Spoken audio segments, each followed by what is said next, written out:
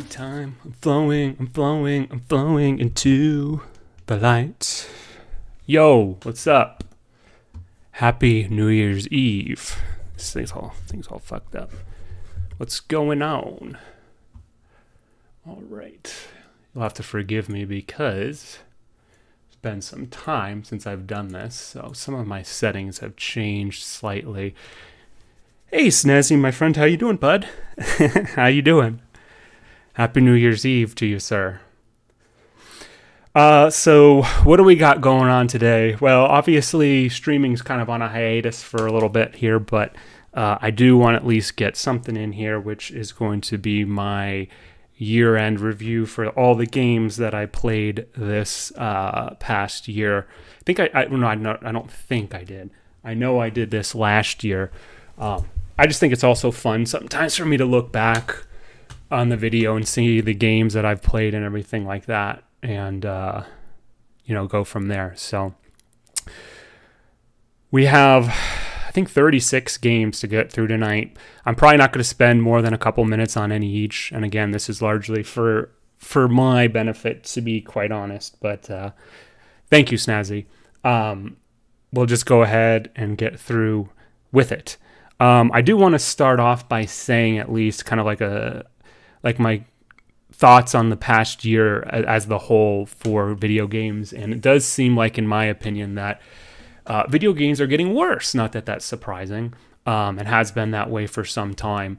There really isn't a lot of innovation left in the industry, in my opinion, because the developers who have innovation or try to make innovation, guess what? Don't get any money because everybody likes to go ahead and play all the same old crap games.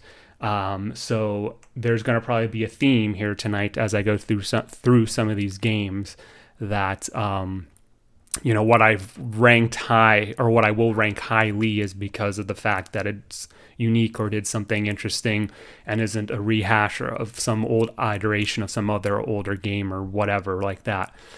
On that note, too, looking forward to 2023, they might as well just go ahead and call it the year of the remakes, considering that there is, how many remakes of old franchises coming out? I mean, there's Resident Evil 4, which I'll be okay with because that game's almost 20 years old. It came out in 2005, I think. Dead Space. There's going to be a System Shock remake. I don't know if that's actually coming out next year, but it's tentative, and a couple other things. So remakes, remasters, definitive editions, whatever you want to call them, they're here to stay if that wasn't obvious. But I think that's also sort of a bad sign considering the fact that the industry is so bereft of innovation and talent and really anything that's cool or unique or anything like that. And I think that's also partially me getting older, looking for something new and wanting something unique to actually keep my attention for more than a couple minutes. So that's my kind of like intro spiel. Really not that important. Kind of sitting on a soapbox, but hey, I've been doing this for over 25 years now, so I think I am entitled to a little bit of an elitist opinion. But no. But anyway, so let's go ahead and get into it. These games, the way I've arranged them, or I'm going to rank them, is approximately, generally speaking, chronologically how I played them, from starting from January all the way up to the final game, Stray, which I actually just finished a couple hours ago. I really wanted to get it on for 2022. A couple other rules, whatever you want to call it, for how I do the rankings here. S, A, B, C, D, and then a DLC and not eligible category, similar to last year. I stupidly last year put all the games that weren't released in 2021 in the not eligible category, whereas what I should have just done is just rank them all, which is what I will be doing this time. But obviously a game that wasn't released in 2022 is not eligible to be my personal pick for Game of the Year. So right off the bat, when we get into Nier Reincarnation, that wasn't released this year. That was released last year. So no matter how good it is, and it's not that good, but no matter how good it was, it's not going to be eligible for Game of the Year because it wasn't released this year. So, and basically not that this is surprising. Anything that's going to be the S tier category, of course, is going to be in the running, and really that's about it. DLC category is going to be much more sparse. I think I only have 1 or 2 in there, and not eligible. A little bit different what I'm doing that for this year instead is going to be games that I didn't finish or something of that caliber, basically. I generally speaking, will not rank a game based on if I haven't completed it, whether that's the story mode or platinumed or anything like that. How are we doing, by the way, on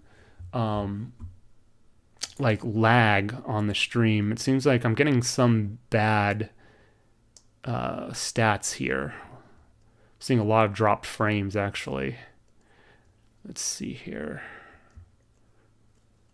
1 second. Let me try this. If I do this, 1 moment.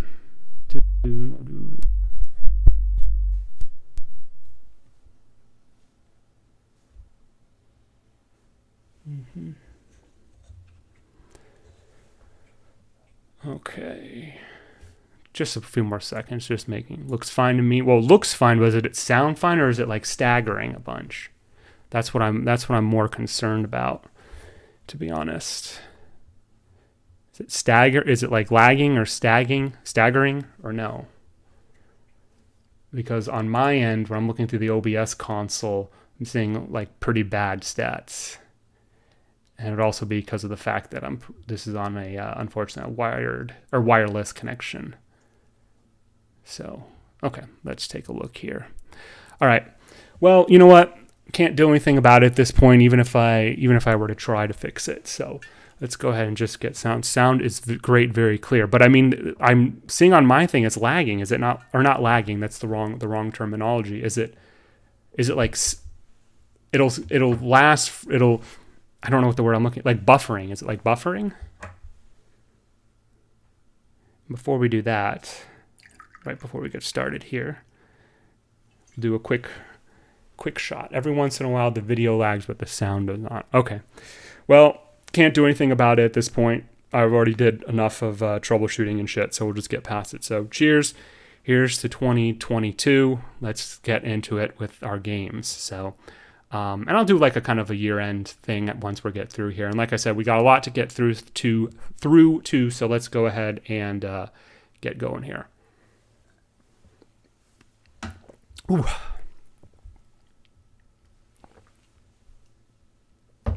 Okay.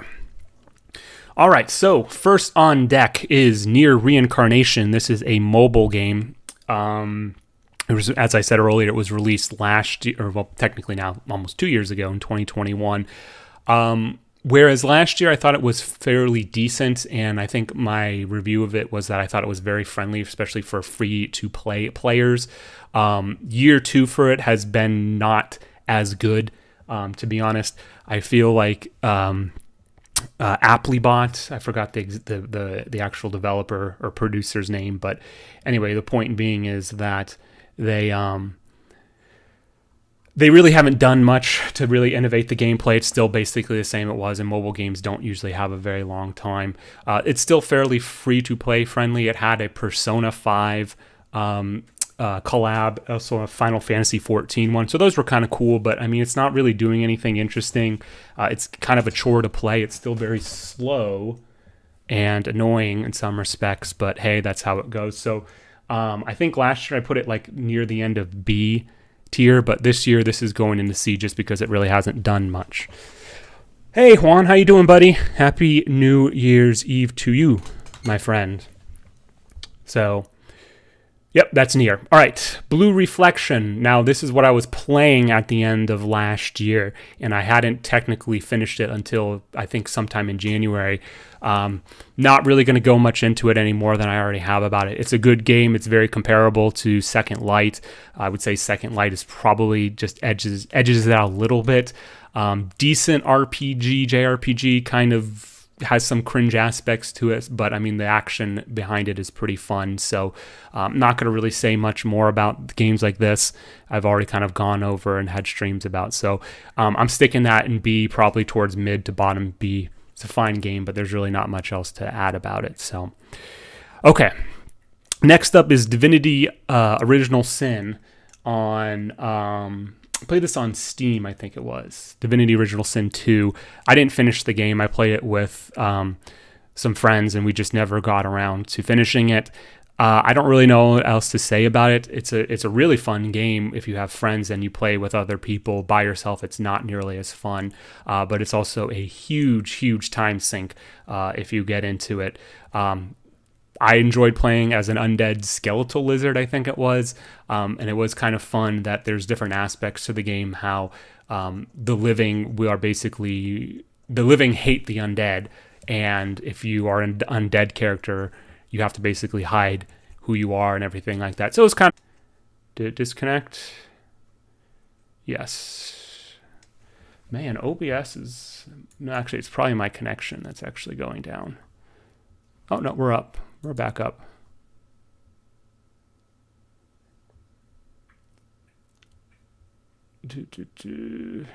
Wait till this is back up. Am I back up? I think it's because I'm doing... let me check my stream settings here for a second. Man, all this stuff just like completely went down. Yeah, the problem, what happened is because of the fact that I'm not on a wired connection here. But it's whatever. So. Okay. All right, we're back. Sorry about that. But anyway, sorry, once we get past like Lost Ark, most of these are kind of like rehashes or whatever. I don't really care too much to get into. Doom Eternal. Again, this is a long time game. This has been out for almost 3 years now. At this point, it's in maintenance mode. There's really no new DLCs, no new multiplayer, cosmetics, or anything like that. So, I mean, the game itself I was never particularly fond of. I thought 2016 was way better, but it's fine, I guess. But I'm basically done with the game at this point, and I probably will not play it again. So let's go ahead, and I'm putting that in C tier just because I was never fond of it. I just thought it deviated too far from 2016, which I adored.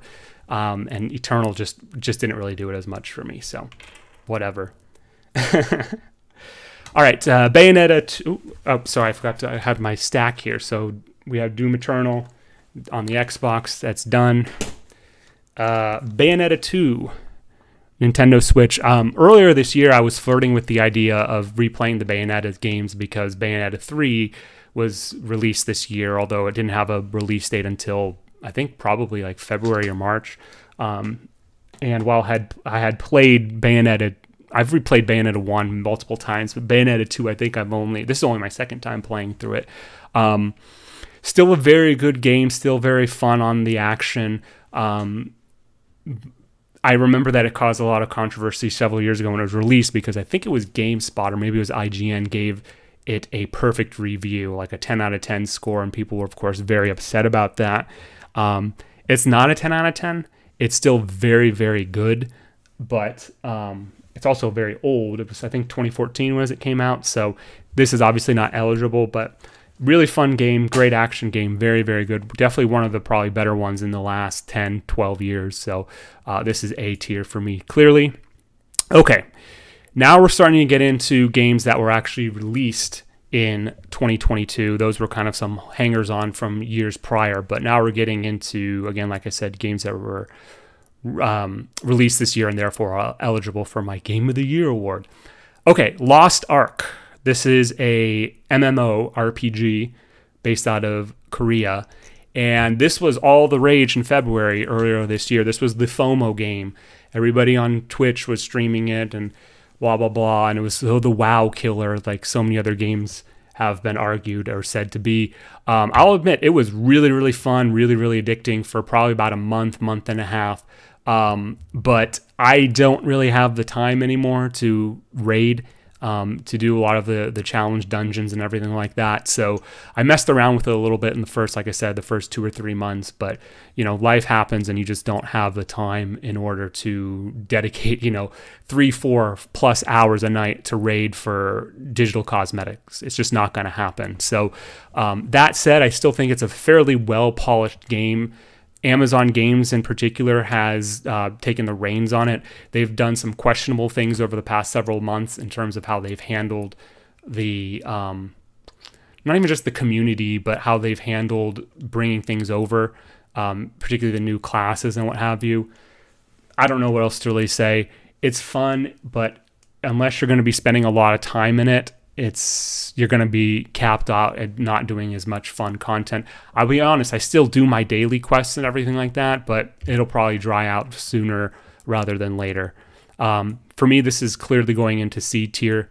Would I rank it above Nier? It's pretty comparable. I mean, whatever.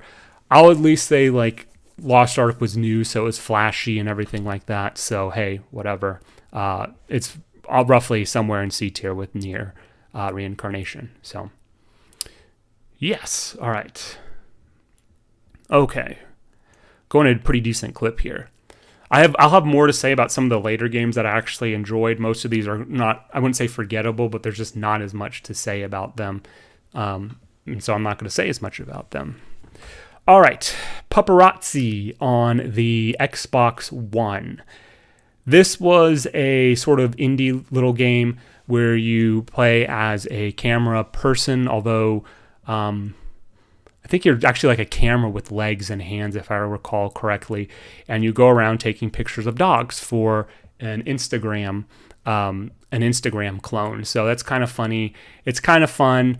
I think I probably had about, I know I got all the achievements, and I think it was probably about 15 hours or so. Probably a little bit of padding in that respect, but I mean the game itself was fun for the. I think I bought it for like $15 or something like that. It's fun, but I mean, there's really not much else to say about it. But it was cute. You basically were given certain tasks, like find a picture of a dog wearing a hat, and then take a picture of it. And basically, those were the tasks or the quests that you would have to complete. So there's really not much else to say about it. It was a fine game. It's not groundbreaking by any means, but it was sort of fun. So I'm gonna put this in bottom of B tier. Just because there wasn't anything egregiously bad about it, but it also wasn't super amazing or interesting. So that's where it's going on that one. Okay. Next up is Gundam Evolution. I played this on Steam or on the PC. I will disclaimer that I did not actually play the live version. I was invited to the beta test, and I think I put about 10 hours into it. And for an Overwatch clone, it's actually pretty decent. My problem with it is the fact that MOBAs and Overwatch clones and everything like that are just not really relevant in 2022, almost 2023, in my opinion. Had this game been released maybe 3 years earlier, maybe it would have got more traction. But I mean, the production version I think was released in, I want to say August sometime, and I think already basically the player base is dead aside from the really dedicated folks. But again, for an Overwatch clone, it's pretty good. I played Turna Gundam a lot. That was my main in the game. I will say they had a very, very interesting cast that they went with. They really chose some of the some more obscure Gundam Mobile Suits more so than Gundams. And as a longtime Gundam fan and watcher, just some weird choices. Like even the Marasai was an interesting pick, but it's fine for a Overwatch clone. But I think it's really sort of it really missed the boat on it. So I'm putting this in C tier.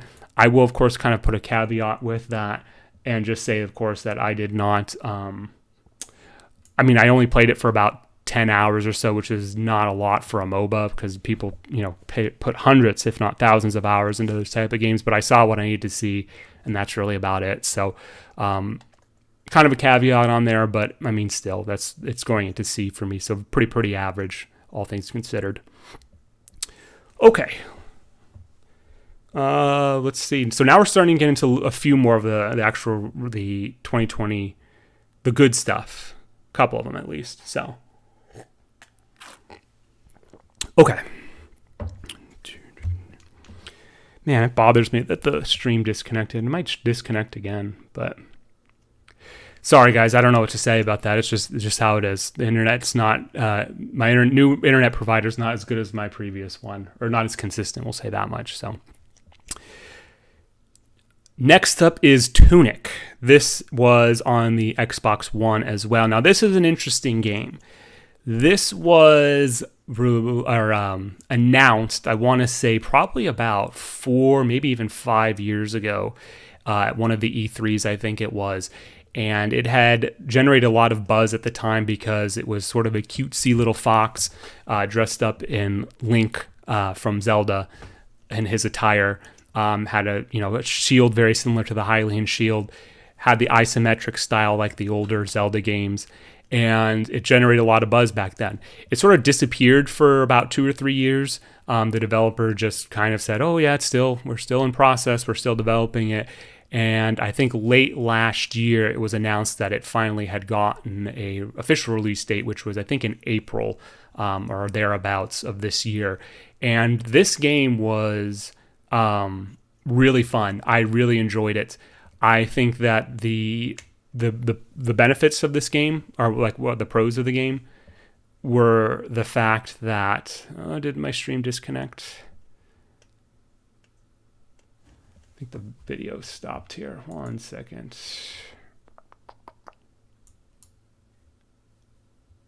Yeah, I think it stopped. I tested like everything beforehand except the actual networking piece.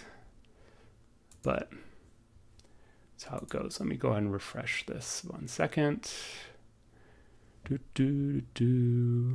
Well, whatever. Can't deal with that. Sorry about that. So Tunic, back to Tunic. This is a really fun game. I recommend this for anybody who likes kind of cutesy but challenging games. Tunic was very much up my alley. I will say one of the biggest problems with the game was the fact that the last quarter or so of the game, let me back up a step. So the game has basically no English in it. When you go through and play it, it's written in a fictional language that I don't want to spoil too much, but you basically have, as you progress through the game, you get basically certain translating, but everything you have to basically go through this in-game manual to figure out where things are. It's kind of fun and cool in the beginning because it's very retro, from the pre-Nintendo 64 era, where basically you would have to, word of mouth, you would write things in the manuals and stuff like that to remember, you're supposed to kneel before this and use the red crystal or whatever, right? So it does do that, but it does get very, very obfuscated in the last quarter of the game, and it really kind of drags down. So unless you're really willing to waste hours and hours upon hours to investigate or explore things, it's just not. It really drags the game down, I think. But overall, I had a lot of fun with it. Like I said, this is a highly recommended one for me. If you follow a guide or something, a walkthrough or whatever towards the latter half, or not the latter half, the latter quarter of the game, then you're probably good. But other than that, some of the puzzles are a little bit too obtuse to figure out, but still very, very fun. Really good challenge too. I, by the way, have to add, it's unusual to find a game that actually sort of puts a challenge to you. There's a lot of big boss fights that you have to really kind of perfect a little bit. Nothing like the Souls-like games or anything like that, but you basically cannot spam your attack move. You actually have to learn some patterns and stuff. So I appreciate it. It's kind of has some retro feel to it. I think this is very much an A tier. It's probably very similar to Bayonetta 2. I would probably maybe put just it's probably slightly under Bayonetta 2, because Bayonetta 2 at least had consistent action, whereas Tunic kind of had some, like I said, some very, very, very odd parts that kind of rubbed me the wrong way in terms of now I'm actually supposed to bring out a pad of paper and pen and actually translate runes into what they actually mean in English, and it was a little much. So yeah. So all right, I'm gonna take a Actually, I'll do one more, and then I'll do a quick break here. All right. Ender Lilies, Quietus of the Nights, not Quietus, Quietus of the Nights. This was a game that I talked about, I think, in some of the last few streams I did. Was one that I was interested in streaming and never got around to it. I think it was released a year or two ago, so obviously not eligible for my Game of the Year, but this is a Metroidvania type game with kind of a gothic vibe to it. Very, very fun. Similar to Tunic, it was also pretty challenging, actually more challenging than Tunic for the combat. Again, there were a lot of bosses that you had to learn patterns in order to defeat. You couldn't just spam certain things. Really good music, I have to say, as well. Pretty well put together game. Trying to think what else to say about it. It was a good Metroidvania. I love Metroidvania games. This one is clearly, for me, this one is going to A tier. I will rank it above Bayonetta 2 just because I think overall the package, while of course it doesn't have the sort of like AAA-ness that Bayonetta 2 did, Ender Lilies was just more fun all around because I am more partial to Metroidvania games. But that one's, if you like Metroid games, I think Ender Lilies, particularly the side scrollers. So if you like Fusion, Zero Mission, any of those, Dread even to some degree, Ender Lilies is something I think you should check out. Very good game. I think it's on like all the consoles too. I think it's on Switch, PlayStation, and Xbox. So, yeah. Okay, quick break. We're gonna get one more going here. Whew, man, I'll tell you.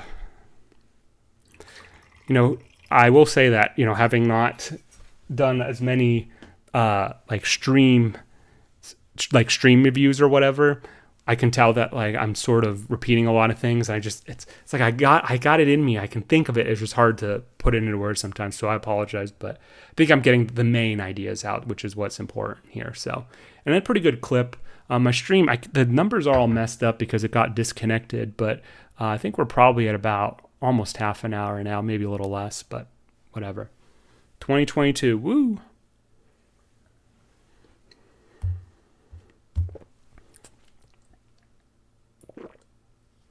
Okay.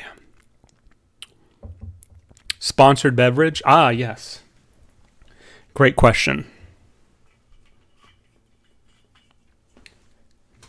Today's stream is sponsored by Tito's Handmade Vodka.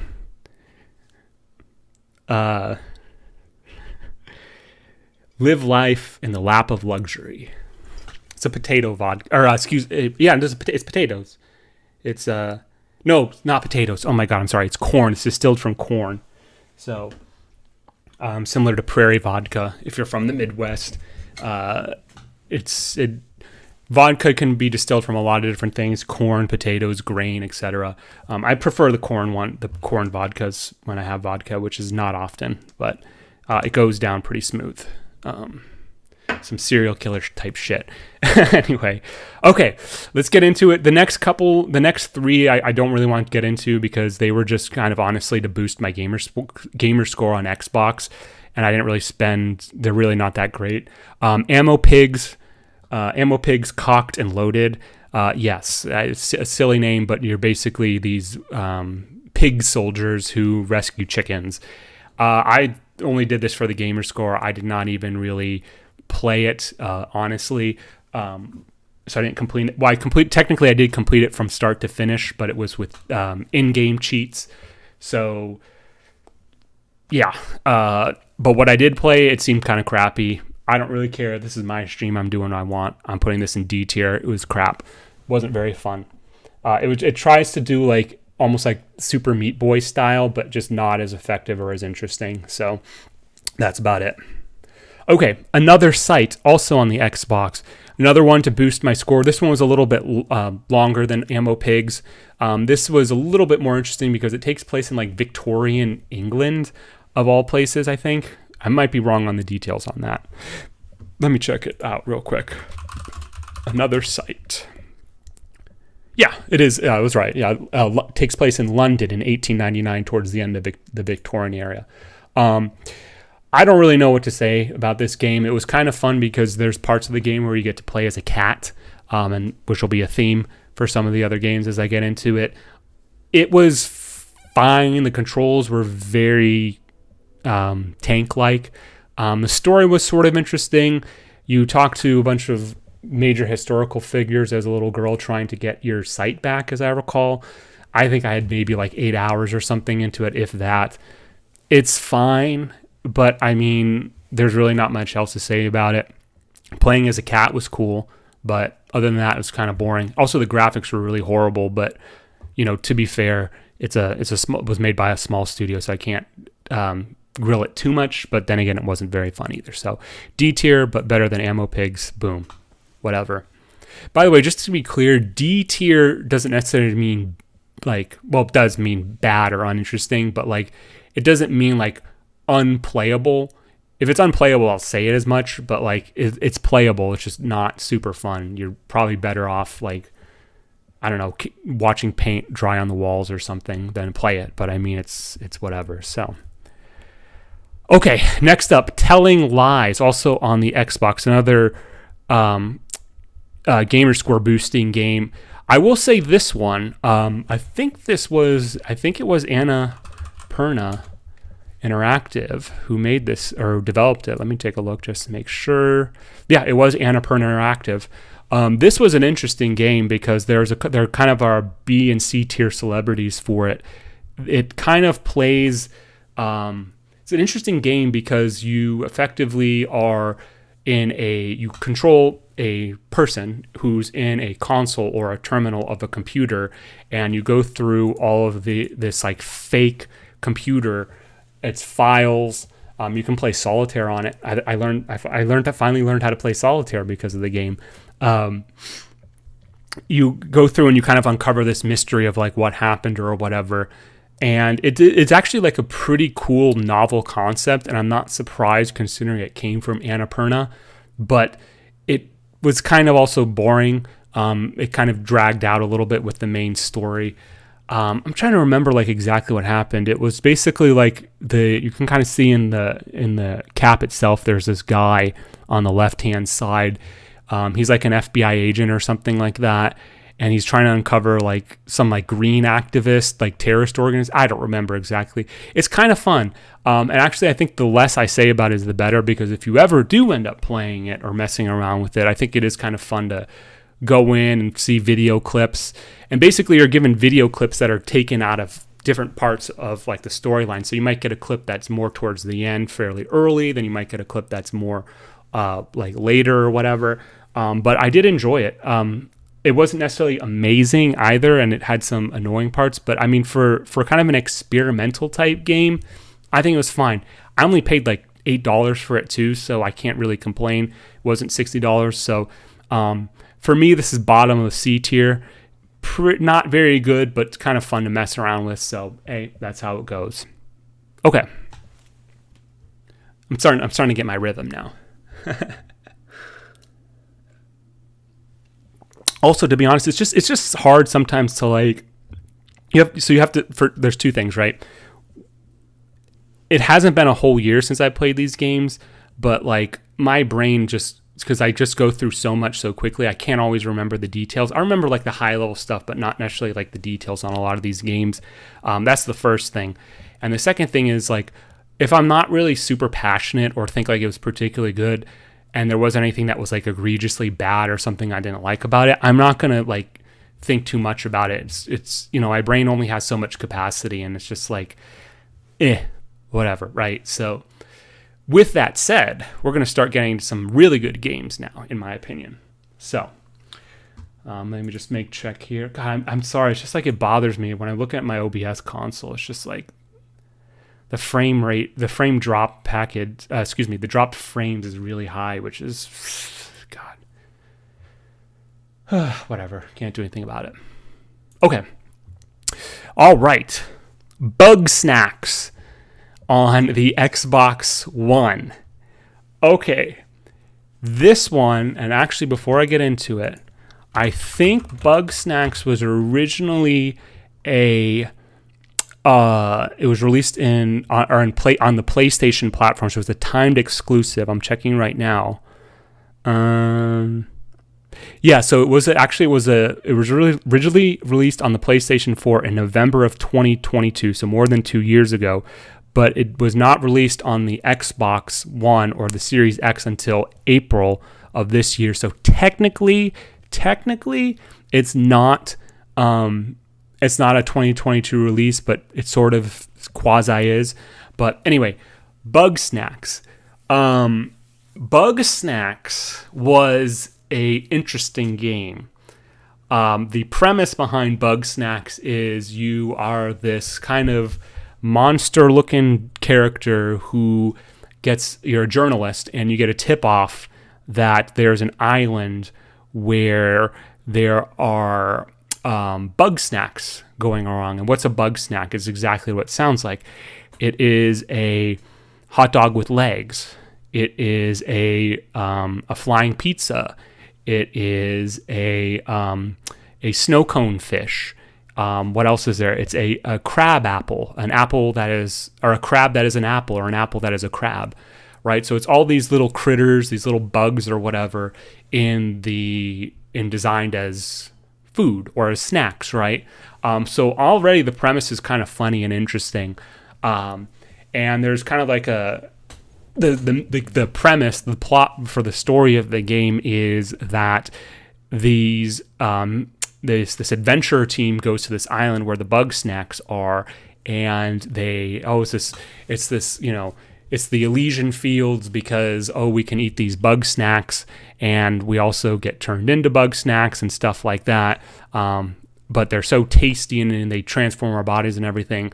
But there's it starts off very subtle, and then it gets a little bit too like over the top about it. But it's this insidious sort of like thing going on of like these bug snacks, like what's the deal with them or whatever.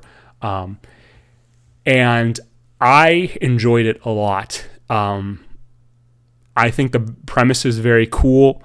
I have 3 main complaints about the game. One, it was there's a couple like political things they went about with it, like kind of, which I'm not really big about. I don't like when games get political. I don't mind if there's politics in game, if it's central to the world itself. But when they start making political commentary about the real world, that's where I kind of draw the line. So that's kind of the first thing. Second thing is the gameplay does get repetitive. There's only so many ways you can catch the different bug snacks, right? There's flying ones, there's ground ones, there's swimming ones, there's ones that go underground and stuff. And there's really just only a couple different variations on how you capture certain bug snacks, but there's like 5 or 6 different biomes that you can travel to. So it does get a little bit repetitive in that respect. And similarly to that, my third and final complaint is that it's a little too easy. I know that I'm probably not the target audience for it. It's probably maybe for someone slightly younger than myself, but I think like it maybe a little bit more challenge would have been nice. But other than that, I mean, I thought that Bugsnax was a pretty damn well made game. It was, like I said, hindered by those 3 complaints, I thought. But other than that, I think Bugsnax I would definitely recommend Bugsnax if you kind of just want like a chill, fun game to just sort of mess around with, travel around, capture these really some more than others, right? Like I said, the crab apple, the apple that is a crab or whatever, like that's not nearly as inventive as some of the other ones. There's like a praying mantis type bug, which is like its abdomen is like a burrito. It's like claws are, I think, like chili peppers. Its head, which is triangular, is like a Dorito chip, and I think its arms are like tacos or something. Like those are some of the more like advanced bugs, but like it's pretty creative. So I'll give it some big points on that. So for me, this is not quite A tier. I would put it at the top of B tier because I do think it was really something.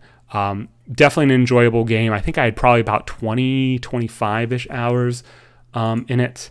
I can actually double check that. Also, a lot of times I'm doing this just to kind of review on the games that I played and kind of reminisce. Oh, actually I had about 30 hours into it, but I think I did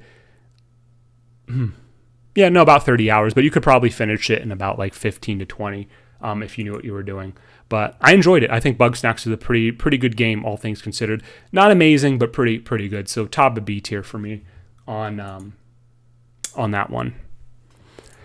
Okay, next up is Weird West on the Xbox One.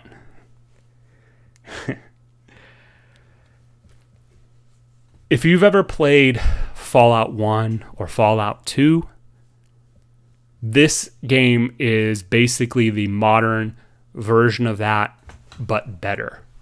You like Western style type games, Weird West is there. You like narratively strong games, Weird West is there. You like good action games, Weird West is there. It had people complained about the aiming in it, but I actually thought it was fine, even with a controller. I don't know how it is on like the PC or whatever, but I thought the controlling was fine. Really cool storyline, great setting, interesting characters. The way the also, so I'm not gonna. I try to avoid spoilers, right? Because especially with games that were released this year, if they've been released more than 2 years, I'm not gonna really care. But this game was released, so I'm not gonna spoil anything. But like, you play through different. You don't play through the same character throughout the whole game. You play one character, then a story event happens, and you play another character, a story event happens, and you play another, so on and so forth. So you play a couple different story characters throughout the game, but they're all sort of intertwined, and there's like a larger overarching story that goes on. Really fun. Again, as someone who did play the original Fallout 1 and 2, and I love those games too, by the way, this was a really fun game. I loved Weird West. At the time I played it, there were I had a couple hard crashes, a few weird little bugs here and there. To be fair, I mean, it's a AA studio, so I mean, they don't have the resources to obviously go through all the time and fix things. But this was a really fun game. God, I'm just repeating myself at this point. I highly recommend this game for anybody who likes really narrative-driven games, especially ones that you kind of have to... You can't necessarily have a game tell you the whole story the whole time, right? With this might complain about a lot of some of the like this PlayStation, or excuse me, the Sony movie games, right? They are so over the top with delivering the story. It's like they basically are bashing you in the head. Here's the story. Here's the story. Here's the story. Like that has a certain. Sorry, I heard someone. Sorry. One of our neighbors is happy about something. Must be a game going on or something. Anyway, if you like having a story kind of give you like a pretty decent skeleton behind something, but you then kind of have to explore a little bit to like uncover more of it, this game is entirely up your alley. I fucking loved Weird West. I don't know what to say. I think this is my S tier. No doubt about it. I fucking loved Weird West. Again, anyone who likes games that are narrative driven, you got to get Weird West. I think it's fun as hell. And anything that's like Western style. The funny thing is the game's called Weird West, which in itself is an actual a theme or a trope, but it plays it very well. Really fun game. Plays like the old school Fallouts and with some modern sensibilities. Really fucking great game. I loved Weird West. I really don't have anything negative to say about it, aside from some of the bugs and stuff that happened when I particularly played. But I think the developers have since kind of fixed some of those. But that is going S tier for sure for me. So, yep. All right, I'm going to take another libation for tonight. I'm going to a decent clip, by the way. I think I'll be able to get this done in about the same time I did last year. I think last year I had... So this year there's 36 little games that I have and DLCs or whatever. Whereas last year, I want to say it was about maybe like 28, 30, somewhere in that neighborhood. I know it's more this year. It's more this year because some of the shovelware type games like with Ammo Pigs and all that crap. But like... there were some really interesting games that came out this year, which we'll get into as we go on to as well. And interesting, not necessarily a good thing either. So anyway, Weird West was fucking awesome. Cheers.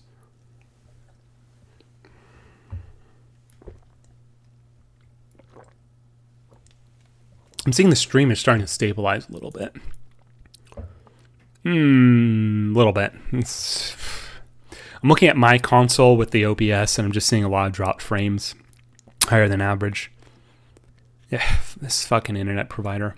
Sorry. Anyway, how's everybody doing tonight? How y'all doing? Anybody got anything cool going on this year for New Year's Eve, or anything cool going on next year? Like I said in the intro too, like I'm 2023 for gaming is like we'll see what happens, man. They might as well, like I said, they might as well call it the year of the remakes, because it's like, I mean, like Resident Evil 4, Dead Space. Let's see here, 2023 remakes, video games. Dead Space, Resident Evil 4. Tears of the Kingdom is not Google. It's ridiculous. I said System Shock. That might be cool. Oh, right. Lollipop Chainsaw. That's right. That was a pretty decent game back then. Although I don't really know the reason why they're remaking that. It was fine on the 360. It still has a cult following, being a Suda51 product, but did it really need to be remade? I don't know about that. Max Payne. Oh, Remedy. Oh, we're going to actually get talking about Remedy Entertainment a little bit here with Control. But, yeah. Let's see what else. I don't even necessarily trust some of these things. Saints Row. Splinter Cell. That's interesting. Well, whatever. Okay. Let's get back to it. All right. Mutant Year Zero, Road to Eden, and the DLCs that were associated with this was not released in 2022, but this I've had. Wait, I had it. Oh no, I forgot it. I have the physical copy. I just didn't bring it with my my deck here. But the fact that I had the physical copy, it was sitting on my shelf for years, and I never really got around to it because it seemed a little ridiculous. I also saw there were some problems with the achievements not unlocking or bugging out and stuff like that, which I was kind of wary about. But I had some time early this year, and I decided to play it on like the hardest difficulty and like with permadeath mode and all that crap. It's a decent game. The existing source material, I think, is from a tabletop, if I recall correctly. But this game, I think, plays pretty fun. This is a kind of a strategy game in some an action strategy game, I guess you would call it, where you play as mutants, in particular a warthog and a duck, whose name the duck character is Dux, Dux, and I forgot the name of the warthog. I think he has like a kind of regular name. Let me see here.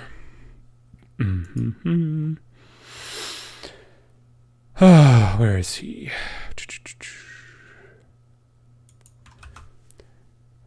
Boorman. That's right, Boorman. He's a humanoid boar. Sorry.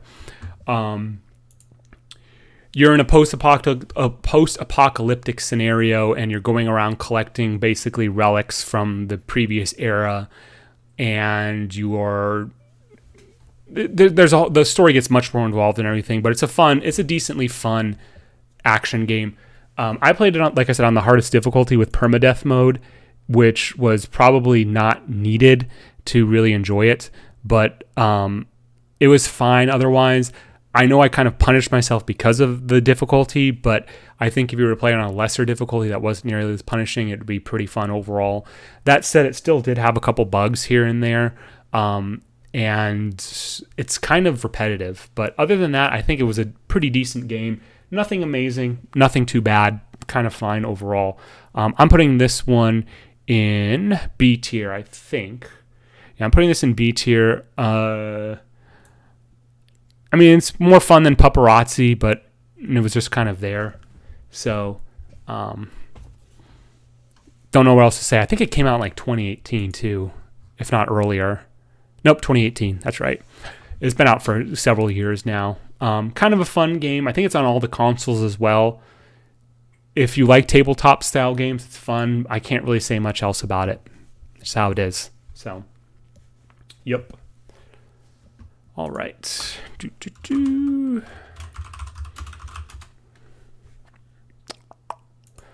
Okay. All right, sorry about that. Next on deck is Control for the Xbox One. This is a Remedy game. I just referenced them a couple minutes ago. This was not released in 2022. I think this was 2019 or 2020, so this is technically not eligible. This was a really, really cool, really fun game. High quality product, really good story, really good narrative. Basically, you play as the woman on the cover there. You play as the woman on the cover, and I forgot what the actual name is. She's played by Courtney Hope. My God, my memory's getting so bad. Jessie, that's her name's name. Jessie. She's played by Courtney Hope. We'll talk about her in a little bit. We'll talk about it now because she's like the main character in this game. This was a really cool game.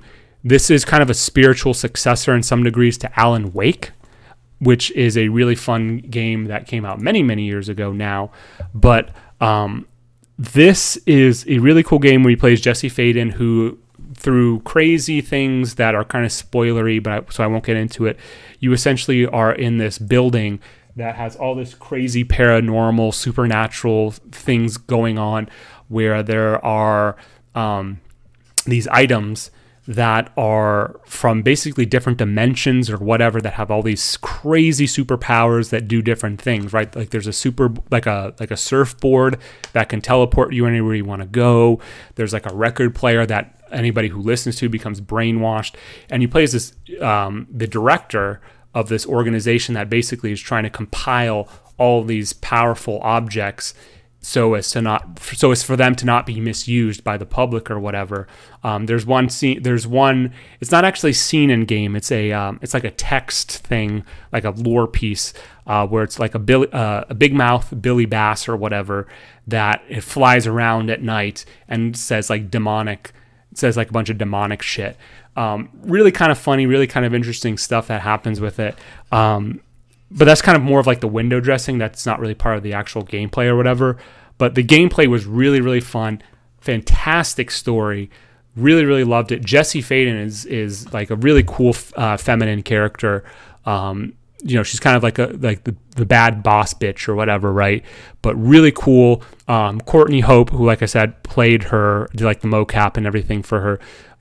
Really, really good stuff. This is a great game if you're interested in like another narrative-driven action type game.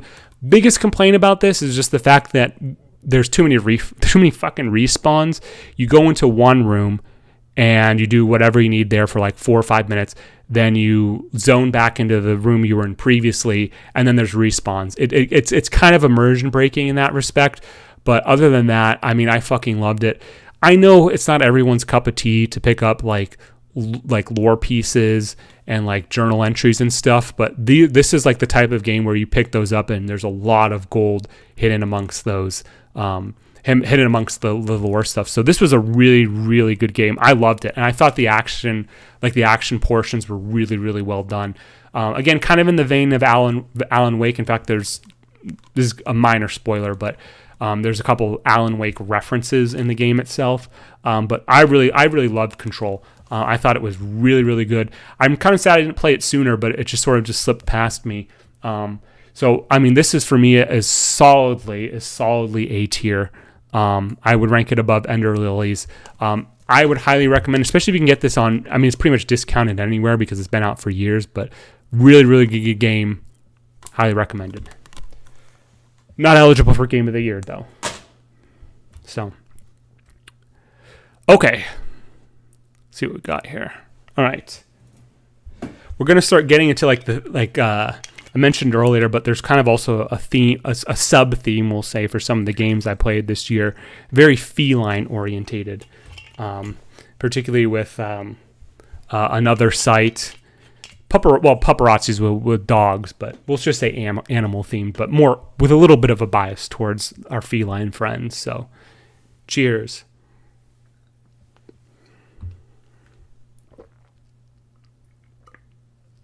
Okay.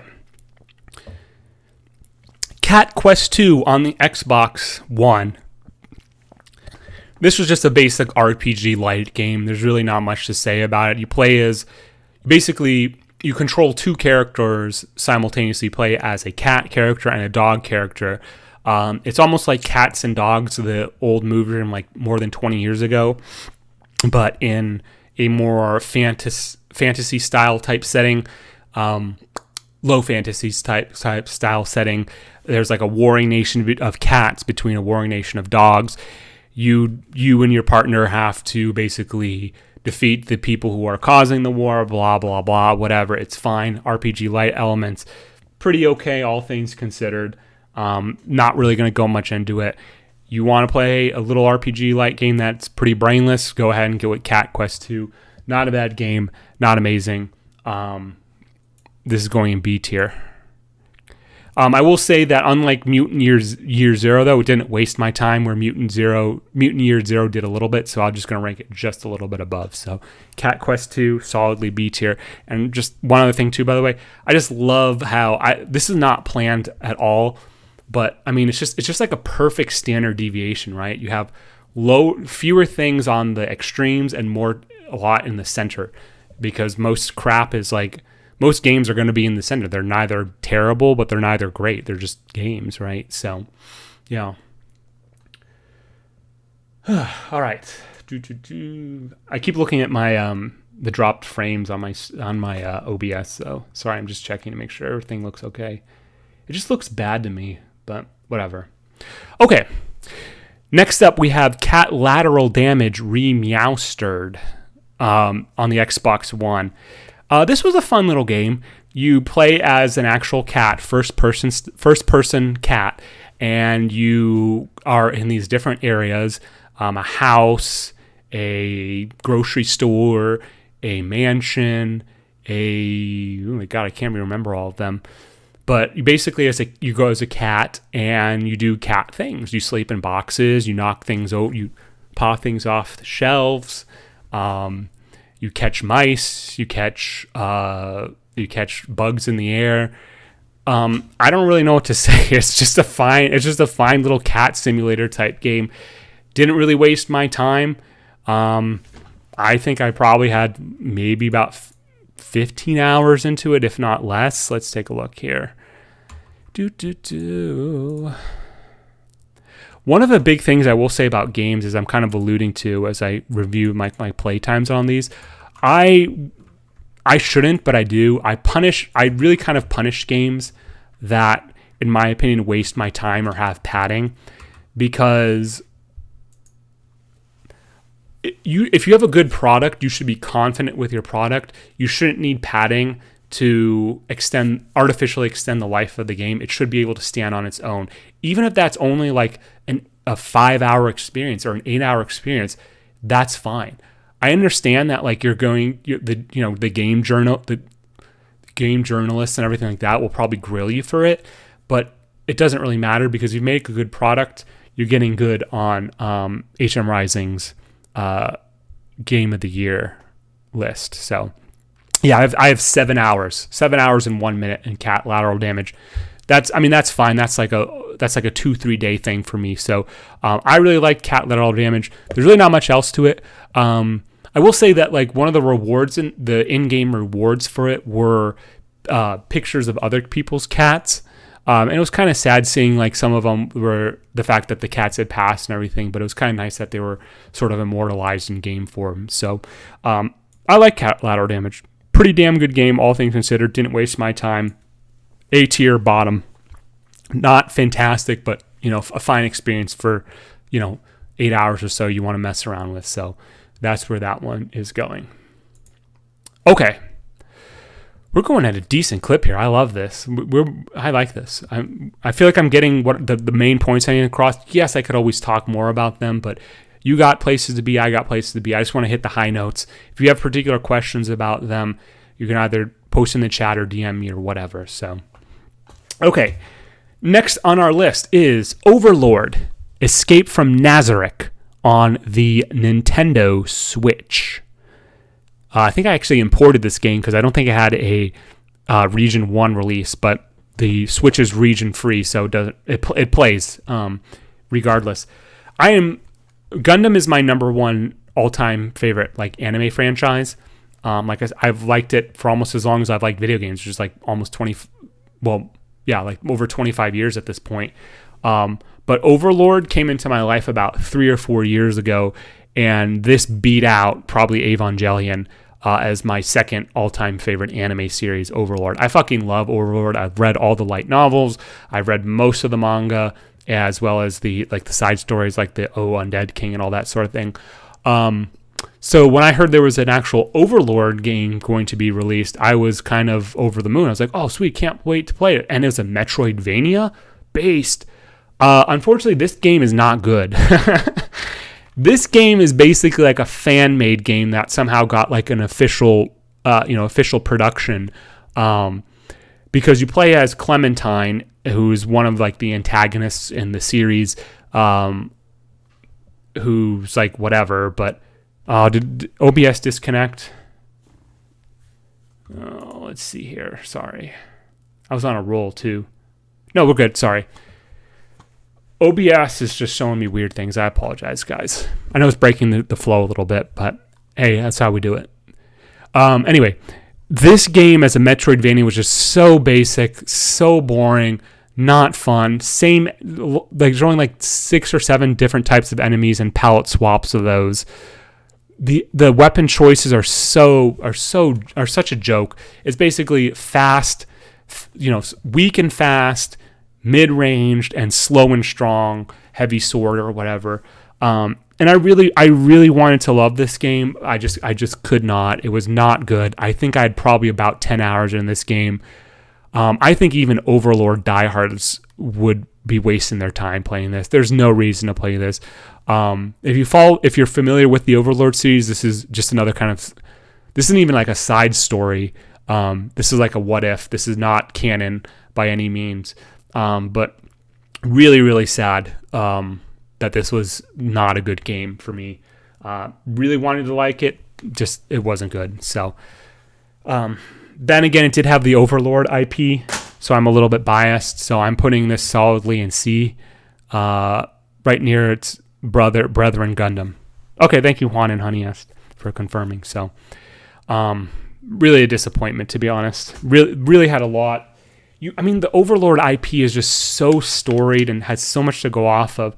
And what they decided to do is just take a basic, an antagonist character from early on in the series. What if they didn't actually die, and then they tried to escape from this, this dungeon or whatever. By the way, if you don't know Overlord, and everything I'm saying to you sounds like crazy, like look up like a synopsis or whatever on Wikipedia. It's really, really fucking good. Great series, love it. If you're a fan of like RPG type tropes, Overlord is entirely up your alley. Love it. Great game. Really good stuff. So, cheers.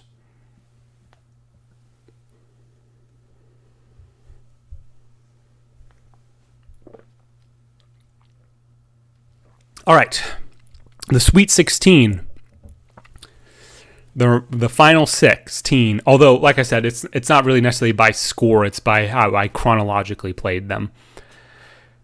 Roughly speaking, I did a little couple adjustments here and there so it would flow better. Although I should have put Bayonetta 2 and 3 together, but I didn't. So anyway, okay. Next up is Quantum Break on the Xbox One. This is another Remedy game, and this is technically a like not a prequel, but like another sort of Alan Wake brainchild that actually superseded Control. But this one was much older. This was like I don't think it was like 2015 or 16. It's been out for many, many years at this point. I'm taking a look here. 2016, yeah, April of 2016. It's been out for a long, long time. And I was always interested in playing with it, but for some reason I just sort of forgot about it, never got around to it. This is a really interesting game because this has some B-level celebrities into it, and actually has like a built-in Netflix series into it. Not actually a Netflix, but there's like these these stories you can watch in game that have real life actors. And I don't know if the camera will show it. Actually, you know what? This might be better. I don't know what this actor's name is, but he used to play one of like the main guys on the Animorph series. If anybody remembers Animorphs. Wait, hold on. Let's see here. There's a little bit of delay here. I don't remember what it is, but it has like this really cool live action series built into it. And this is like really cool. Like it just like bleeds like 2015, 2016 kind of like action, time travel shit going on. I'm really sad I didn't play this game earlier because it really was good. And it also has this, let's see if I can show this. It probably won't show up, but it has this one actor. I think he's African, and he kind of has like yellow eyes. Let's see here if it shows up. Come on. Ooh, it needs to focus. And it's not showing up. Shawn Ashmore. Let me look up here. Shawn Ashmore. Yeah, that's him. Yes, thank you. That's him. Yeah. Oh, right. He played Iceman in the X-Men movies. That's right. Yeah.